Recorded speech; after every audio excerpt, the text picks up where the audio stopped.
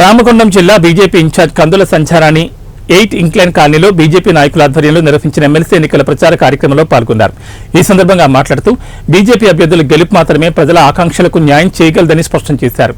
అభివృద్ధి, పారదర్శక పాలన, యువత భవిష్యత్ దృష్ట్యా ప్రతి ఓటు విలువైందని, అందరూ తమ ఓటు హక్కును వినియోగించుకుని బీజేపీ అభ్యర్థులకు మొదటి ప్రాధాన్యత ఓటు వేయాలని విజ్ఞప్తి చేశారు. అందరికీ నమస్కారం.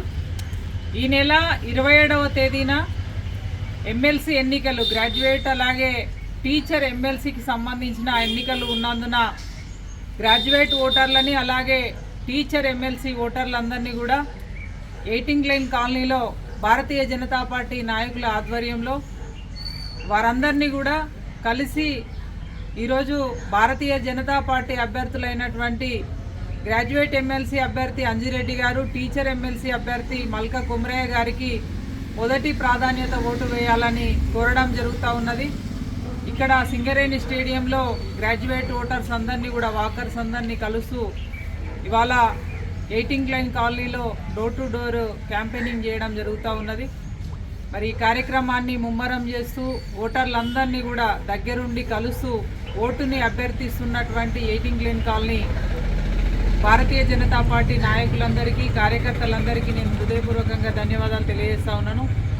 దాదాపుగా ఒక 10 రోజుల నుండి కూడా ఈ ప్రచార కార్యక్రమంలో ఎక్కడ కేజీబీవీ స్కూల్కి వెళ్ళినా, ఎక్కడ మోడల్ స్కూల్కి వెళ్ళినా, ప్రభుత్వ స్కూల్స్కి వెళ్ళినా, ప్రైవేట్ కాలేజెస్కి వెళ్ళినా, ఎక్కడికి పోయినా కూడా ఈ ఏడాదిన్నర కాలంలో కాంగ్రెస్ పార్టీ ప్రభుత్వం ఏర్పడ్డాక వారి యొక్క వైఫల్యాలను చూస్తూ 100కి 100% మా వైపున ప్రశ్నించే గొంతుకగా భారతీయ జనతా పార్టీ అభ్యర్థులను మేము గెలిపిస్తామని చెప్పి గ్రాడ్యుయేట్స్ కావచ్చు, మరొక వైపు టీచర్స్ కావచ్చు చెప్పడము నిజంగా కూడా చాలా సంతోషకరంగా భావిస్తూ ఉన్నాము.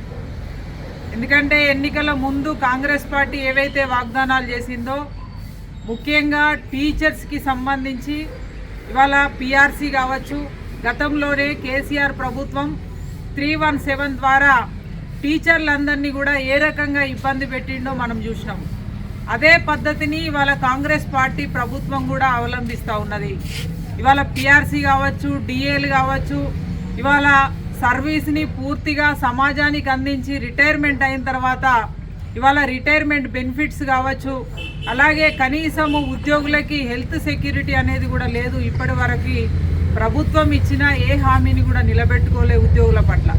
ఇవాళ ఒకటి టీచర్స్ అందరినీ కూడా మరొకసారి కోరేది ఏంటంటే, ఇవాళ ఏదైతే ప్రభుత్వం మీకు హామీలు ఇచ్చి మరిచిందో, ఇవాళ టీచర్ ఎమ్మెల్సీకి సంబంధించి కనీసం ఒక అభ్యర్థిని కూడా పెట్టుకునేటువంటి దుస్థితిలో ఇవాళ ప్రభుత్వం ఉన్నది. మీరంతా కూడా దయచేసి ఆలోచన చేయాలి. మీ వైపున నిలబడి ప్రశ్నించే గొంతుకని పెద్దల సభకి పంపాలని కోరుతా ఉన్నాను. అదేవిధంగా గ్రాడ్యుయేట్స్కి సంబంధించి ఇవాళ 2 లక్షల ఉద్యోగాలు కావచ్చు, నిరుద్యోగ